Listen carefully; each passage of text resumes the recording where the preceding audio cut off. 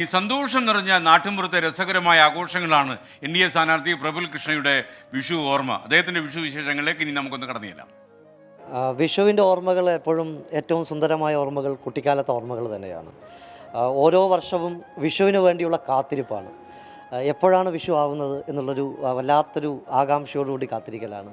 വിഷു കണി വയ്ക്കലും വിഷു കൈനീട്ടം വാങ്ങലും പിന്നെ എല്ലാത്തിനും ഉപരി ഒരു വല്ലാത്ത ആവേശമാണ് വിഷു എന്ന് പറയുന്നത്. ഇപ്പോൾ വളരെ ഏറ്റവും രസകരമായിട്ടുള്ള ഓർമ്മകൾ തന്നെയാണ് വിഷുവിൻ്റെ ഓർമ്മകൾ. പ്രത്യേകിച്ച് ഞങ്ങൾ നാട്ടിൻപുറത്തായതുകൊണ്ട് തന്നെ നാട്ടിൻപുറത്തിൻ്റെതായ പ്രത്യേകതകൾ വിഷുവിനുണ്ട്. എല്ലാവരും ഗ്രാമത്തിൻ്റെ ഉത്സവമായിട്ട് ആ വിഷു ആഘോഷങ്ങൾ മാറും.